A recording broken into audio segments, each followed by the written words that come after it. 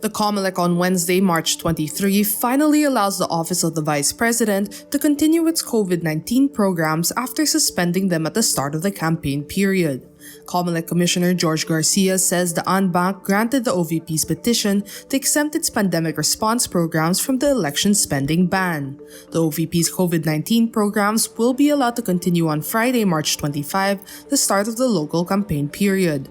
The highly praised COVID-19 initiatives of Vice President Leni Robredo have been suspended since February 4 days before the national campaign period began. The OVP's COVID-19 initiatives include a free mobile antigen testing service, a free teleconsultation service, and a drive-through vaccine drive. The Omnibus Election Code generally prohibits the use of government offices' budgets to boost the campaign of candidates. A Comelec resolution compels government offices running social welfare projects to request from the poll body a certificate of exemption for the continued operations of these initiatives. Serial red tagger Undersecretary Loren Badoy faces more complaints calling for her immediate suspension.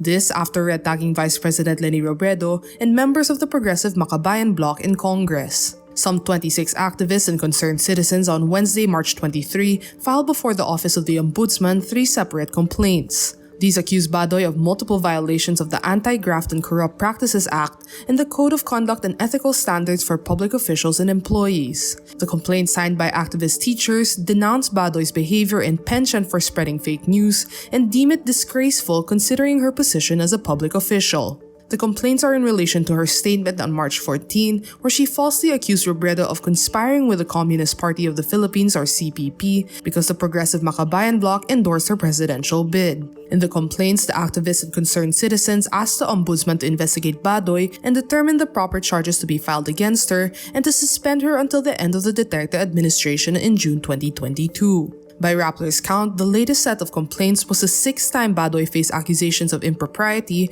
for red tagging and spreading false information. Need more context, clarity, and perspective? Get the full picture with Rappler Plus.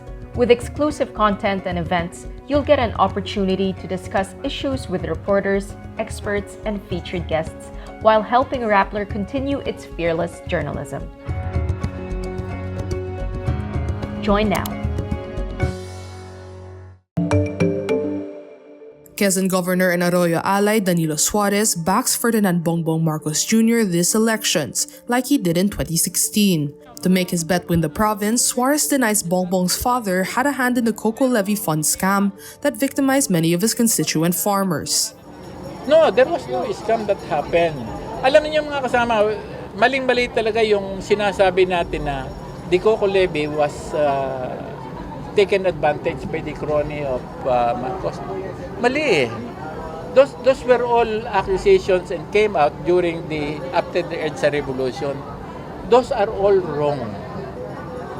Sino po kumuha ng coco levy? Ang coco levy, the money was never stolen. A string of cases both in Sandigan Bayan and in the Supreme Court established taxes imposed on coconut farmers during the dictatorship were used by the ousted President Ferdinand Marcos and his cronies to buy and invest in businesses for their interests. A Supreme Court ruling in 2012 declares 33 million shares in San Miguel bought by Marcos' crony, the late Eduardo Danding Coanco, belong to the government and shall be used by coconut farmers. But Suarez instead blames Yellows for why the Supreme Court ruling has never been implemented. Since Marcos, the criticisms against the succeeding governments are their failure to ensure coconut farmers get back their tax. President Rodrigo Duterte also promised this, but he has not come through yet. In a baseless claim, Suarez believes it is the dictator's son who can fulfill this promise, but admits he has not yet asked Marcos for that commitment. Frankie's New York Buffalo Wings restaurant releases a follow-up statement Tuesday, March 22 on an incident involving its staff and a family of Robredo supporters. Frankie's earlier issued a public apology after Facebook user Aji Jugueta posted an account of how he allegedly witnessed a staff member at Frankie's BGC Crossroads branch shouting BBM at Robredo supporters. BBM is short for Bongbong Marcos, Vice President Leni Robredo's top rival in the presidential race. At the time, the Robredo supporters just came from the Pasig Laban campaign rally on Emerald Avenue, Pasig City. Jigueta says when the offended table asked to speak with the manager, the rest of the staff just kept laughing. When the Robredo supporters left, the staff joked that they didn't even want to clean up the table. Frankie says the store manager of the Crossroads BGC branch already apologized to the family. The restaurant says it has also communicated with Jigueta on its action plan regarding his concern. Frankies reiterates the views of its individual team members do not reflect the views of the entire company. It also announces it will be closing down its Crossroads BGC branch from March 23 to March 24 to conduct a sensitivity and core values training for the whole branch. Erich Gonzales reportedly weds her boyfriend, businessman Mateo Lorenzo. The couple has yet to address their wedding publicly, but photos have been circulating showing their marriage banns posted at St. James the Great Parish in Ayala, Alabang. The bands state they intended to marry on March 21, but Pep reports they married on March 23. Erich confirmed she was seeing someone outside of the industry in 2018. The actress has kept the relationship under the radar and does not post about it on social media.